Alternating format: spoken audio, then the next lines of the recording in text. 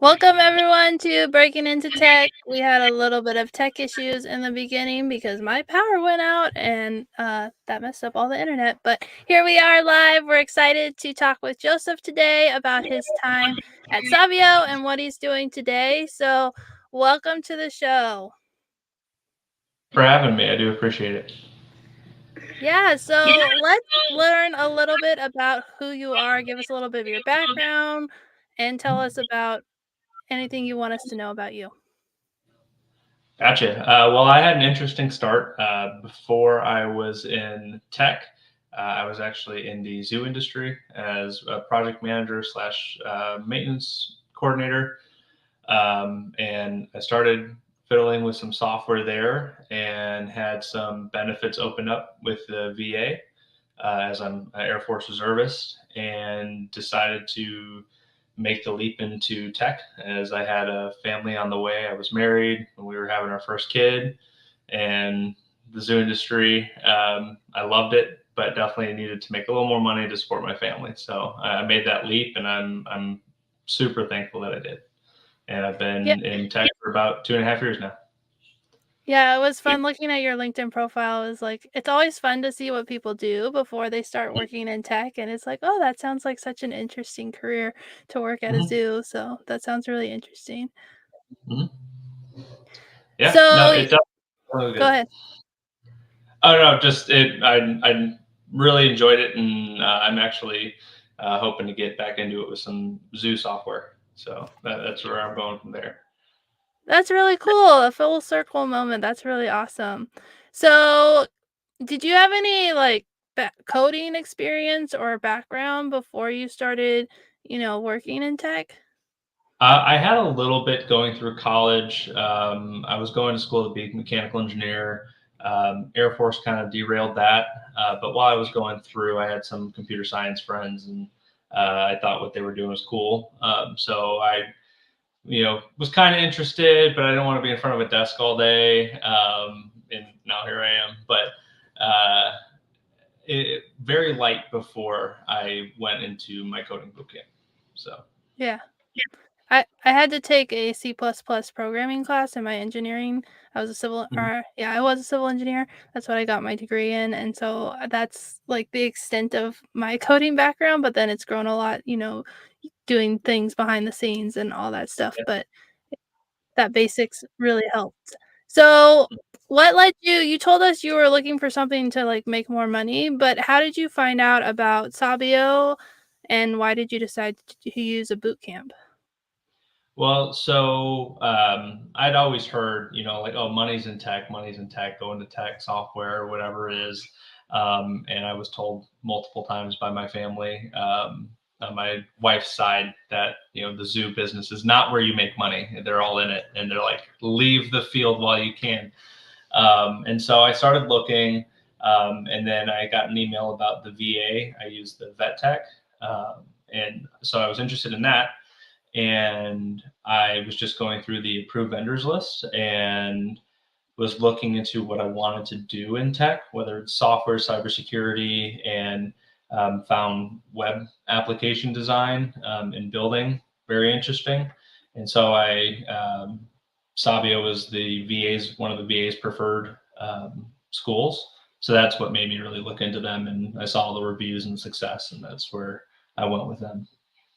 Yeah, I was gonna ask if you use vet tech since you're a veteran, and it's such a great program because as long as you have at least 1 month of your GI Bill left, you can use it, and you don't even have to use your GI Bill, you can save it for something else, so it's a really great program, and it's awesome that Savio has not only, like, a great partnership with them, but they have such good reviews and are highly recommended through that program, so I've talked to a lot of veterans who've gone through Savio's program because of vet tech. So, did you end up going to an info session? How did you go from, like, learning about it on the VA's website to, becoming a student?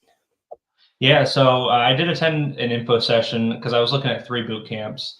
And then what I felt like set Sabio apart was they kept pushing how important and different their kind of ending project is, where you're working with an entrepreneur and you're building out an actual web application. And so I took them for their word. So again, I'm not too sure on the other boot camps, but their projects didn't seem as in depth as Sabio was.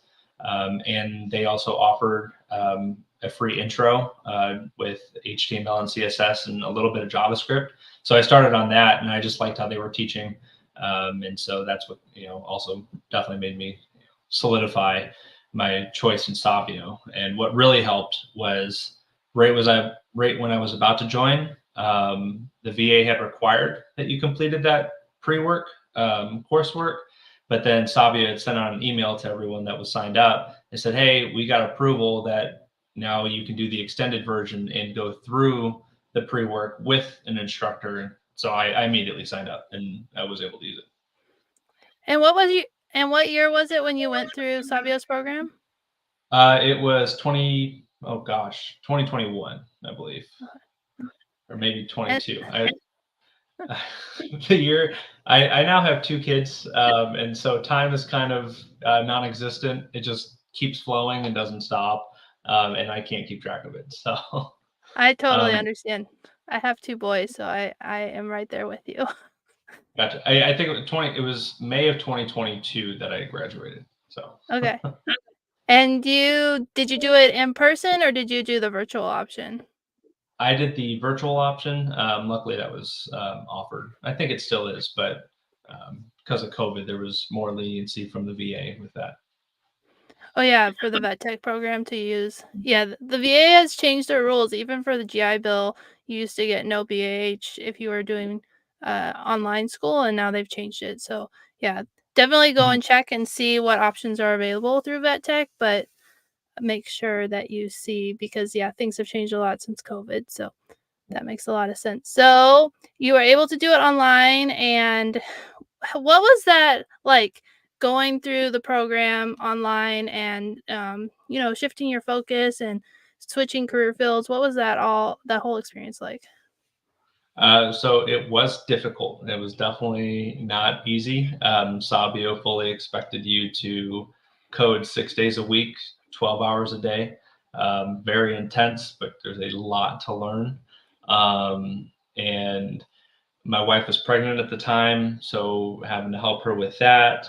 It was definitely a lot of stress, but just looking at the end game. And Sabio is really good about telling you all the success stories of recent grads and everything. And so that definitely helped me keep the eye on the big picture and got through it. So Yeah, I think it's important to talk about like how intense it is because I mean, it is a boot camp, and I think the word boot camp is a great way to describe it because it's so intense and it requires so many hours and so much work from the students. But I think still sometimes people are like, it's not that big a deal. And so I think it's great to talk about how, challenging it is and how much work is required to do it. oh, for sure, I definitely noticed a lot of people like talking to them before they had dropped Sabio was they didn't realize how much work it was, but we had signed contracts that stated that's what was expected of us. So I don't know what they were, expecting, but it definitely is very intense, but very rewarding at the same time. Yeah. I mean, you're learning so much in such a short period of time. It makes sense that it would require that much work and that much time because, there's so much to learn and things are always changing. I've done two episodes on AI with Gregorio talking about like everything that's changing. And it was funny. The last time we did the interview was when, OpenAI was announcing stuff, XAI was Mhm. announcing, it was like, as we were trying to come up with the questions, things were Yeah. changing, and so, yeah, there's so much stuff going on. Hmm. So Oh, for sure.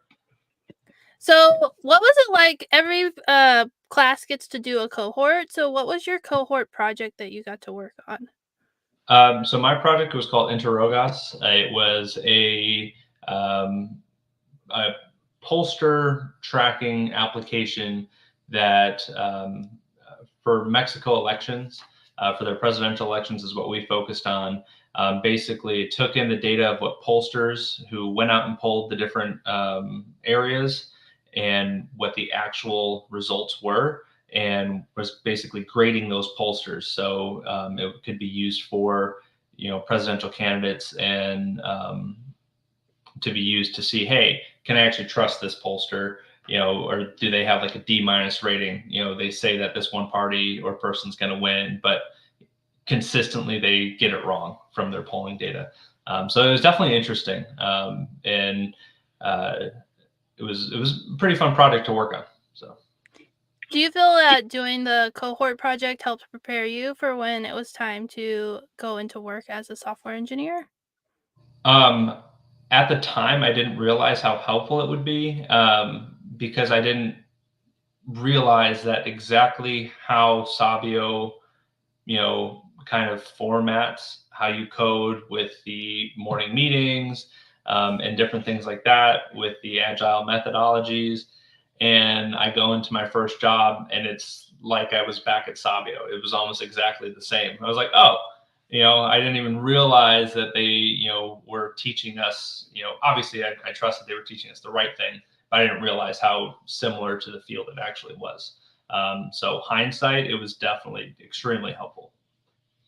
Yeah, at the time you're like, "Oh, they're just teaching us this way because it makes sense and it's a great way to work as a team and do the project." And then you go into your job and you're like, "Oh, this is how the world works." And it's like it mirrors it. I've heard that from a Mhm. number of students, so that's really I love hearing that. It's like it's just really cool that they're able to make it so much like what your job's going to be on the outside and just give you those tools for success.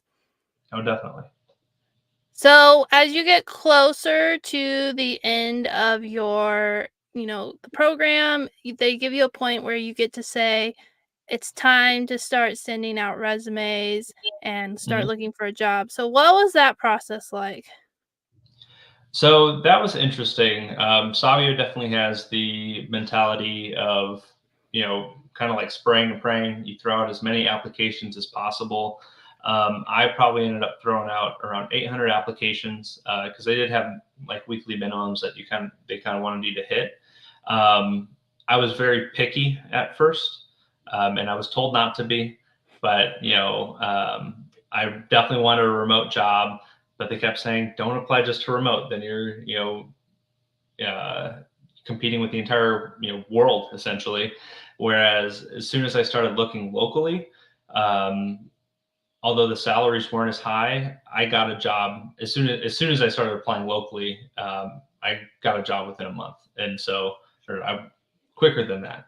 So I would definitely. It was interesting that if I probably would have listened to Sabio, I would have had a job much sooner. But still found it within 4 months of graduation. So. So in the beginning you were like, "No, I really want remote." And they were like, "Well, just do everything." And you were like, "But I really want remote." And then you switched your focus and were able to find an in-person. Was it in person? So it was in person because it was, on a military installation. I became a military contractor with SAIC. I'm now with another military contractor, but turns out as soon as I got there, I was able to work remote 3 days a week and work a hybrid schedule, which wasn't posted. So it was like, again, I was kicking myself that I had seen that application open. It's like, no, I'm not doing in person. I want to be remote. Turns out I could have been remote 3 days a week, which is, plenty for me. And that's definitely one thing I definitely recommend is not just focusing on the remote, because a lot of times there's opportunities once you get that position, do a few months of in person, and then that gives you either more experience to apply or work with that company to try and work remote some days. That's really great advice, and because that job application didn't say hybrid, like remote, and so you were like, "I don't wanna work in person," but there's always more to it, and so that is really great advice. I love I love hearing that. There's always little tips and tools. So, did you have to go through any interviews in the process of getting your job? So I had 4 interviews that all were ended in rejection, but every interview is a great learning tool. And then when I finally applied to the in-person one, um, I had applied at a really good time, because military contracts work off of they fill the position or the government scraps that position and the company doesn't get paid. So they essentially asked me what my experience was. I told them the boot camp. and some of the side projects I had going on while I was waiting. And they said, okay, you're hired. I thought it was a joke. And I thought it was one of these scams they told us to look out. But I messaged Gregorio, and he's like, nope, seems legit. I'm like, okay. And so, again, kicking myself for not looking in person earlier. Well, you live and learn, right? You Yeah. just have to take. I like what you said about the interviews. Like, even though you didn't get the job, you were able to learn from them, um, and you can use it, in your future career if you like switch companies or want to do something different. So that's really good. I feel Yeah. like I already know the answer of what tip would you give yourself if you could go back in time? Yeah. No, it's definitely be more open to different positions, in person or not. So, Yeah. And then, what advice would you give to someone who's considering a career in software engineering?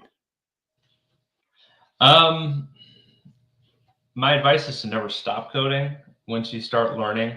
Um, Sabio does tell you, once you graduate, hey, now's the time to, refocus on yourself, but still stay coding. And that's incredibly true in this industry because, like we had talked about before, everything is constantly changing. So just always staying up to date. And LinkedIn's really good for me on that. I learn a lot on LinkedIn.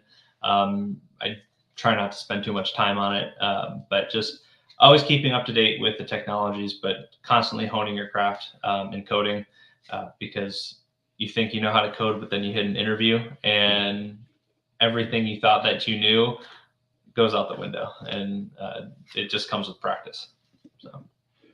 Yeah, you have to practice to like make it like second nature and so that you can know like what to do and yeah, and all the tricky situations that come with it. And I like that you recommend being on LinkedIn because I think being on LinkedIn is a great place to start connecting with people even before, you begin your tech journey because you can start learning about like new things that are going on in the tech world, start Mhm. networking with people and finding people who can, maybe you can reach out to when you're looking for a job. So those are really great pieces of advice.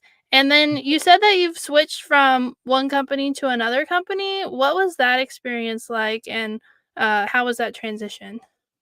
Yeah, so I live in the panhandle of Florida where there's not too much of a tech scene. I am lucky that we're by 3 military bases. And so my first one was at NAS Pensacola, working with SAIC, and that was with the Navy. In my heart, I'm an Air Force guy. So I wanted to work for the Air Force, which was the opposite direction of me, at another base on Eglin. But there weren't really any positions. And I had worked with SAIC for 6 months, but I wasn't a fan of the contract that I was on. So it wasn't necessarily SAIC as a company. It was just what the contract was doing. It was a very weird coding environment, very, very limited because of the type of secret environment we were in. And so as soon as I got my top secret clearance, that opened up a whole lot of doors for me on Eglin. And so then I immediately applied and got 2 different positions, both offering over 10K more than I was making. So it was kind of an obvious choice. Yeah, that makes a lot of sense. And Mm-hmm. it's interesting to hear. Well, I'm Air Force too, so I understand. Go Air Force. Mm-hmm. But it's interesting to hear like how getting those different certifications, like a why am I losing my word? A top secret clearance really opens more doors and more opportunities. So if you're, in the military, you have that top secret and then you're able to transition it into a civilian career that really helps. So that's a really good thing for people to know is like having certifications and top secret clearances can help you open more Mm-hmm. jobs for you. So yeah. Yep. No, and definitely with the top secret clearance, as soon as I got that, because I not only have TS, but I have TS SCI, which is one step above TS. And as soon as I put that on my, oh my gosh, what's the website for cleared work? Um, Clearance jobs? yes, clearance jobs. As soon as I Yeah. updated that, I have probably 15 emails a week from recruiters. If I could convince my wife to move to the Virginia area, there is an endless amount of jobs. So if anything were to happen here, I at least know a short move away, we could have work. But definitely that TSSCI opened up so many doors. So Yeah. Yeah, so besides LinkedIn, if you have a clearance, it's definitely good to be on clearance jobs because that mhm. is for cleared people and it's very similar to LinkedIn. And so that's a great tool to use and something that I've told some people to do, but they don't listen to me. But it's great to hear a success story from you because I don't get to talk to a lot of people about clearance jobs, and it's I think it's a useful tool that not enough people know about, especially in the cleared space. Yep. And actually, thinking back on it, the job that I'm currently in, I was reached out from. I work for a smaller contractor, a subcontractor, and so he reached out to me. I'm cleared jobs, and that's how I was able to apply to the one at Eglin and get that position. So definitely worth it. Yeah, networking is so important when you're trying to get a job. So I think that's why it's so great to have not only like Sabio's network, but then, also, building your own network through LinkedIn and then other platforms that can help you connect with people. So that's so important. So, is there anything else you want to share from your time at Sabio or from the work you're doing today? Um, Not too much. All I can say is that um, the work is hard when you get into it, but if you do choose the route of tech and you get through the boot camp, it's changed my life. And I've in just my office. I'm currently remote at my position, but when I was on the office team at my current contractor, we actually have two other Sabio alum. So like it's small world, and it's great to connect with them, and we're able to talk about it. But using your connections, because I had posted, hey, we're looking for people. And so one of the recent grads from Sabio saw it, applied, and got the position.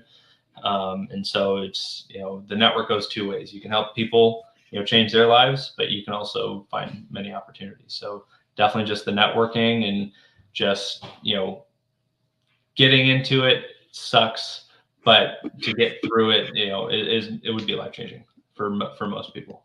So I love that. I think that's really good. I love hearing that it is really hard. You're honest about how hard it is to get started, but then it also changed your life. So that's really a great way to end the interview. So thank you so much for your time. Thank you for being a guest and sharing a little bit of your story.